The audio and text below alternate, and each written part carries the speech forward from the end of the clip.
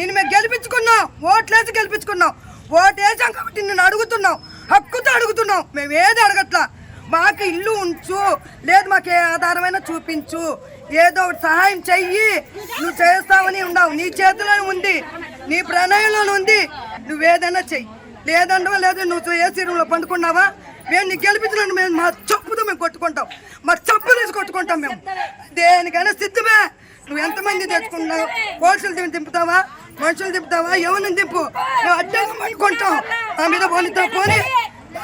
58 సంవత్సరాలు పెట్టి ఇదే నివాసంగా ఉంటున్నాం. 3 తరాలు వెళ్ళిపోయినాయి.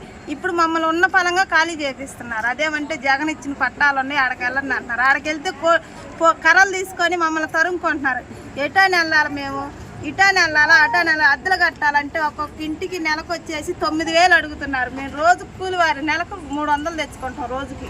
ఈ 300 కూలి తినాలా, లేకపోతే ఏం చేయాలి? మేము మా పిల్లల్ని ఎలా సాకుకోవాలా, అద్దె ఎలా కట్టుకోవాలా, ఏం చేయాలి? మేము మాకు ఏ దావా లేదు.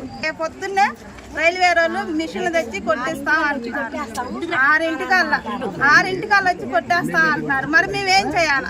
కానీ ఏదైనా కానీ నువ్వు ఇక్కడికి దిగాలి, నువ్వు రావాలి, మాకు యుద్ధం చేయాలి. మాకు పోరాటంలో నువ్వు తోడుగా ఉండాలి. ఎందుకంటే నువ్వు నించుంటేనే మేము ఉండగలం, లేకపోతే మాకే ఆధారం లేదు.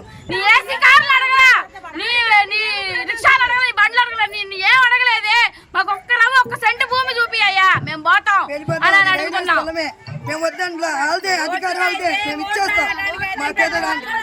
మాకెక్కడ ఆశ్రమం చూపించండి, మాకు ఆశ్రమం చూపించి తీసేయండి. మేము వద్దంట్లో ఆశ్రమం చూపించండి, మాకు ఆశ్రమం చూపించండి, చూపించి మాకు తొలగించండి.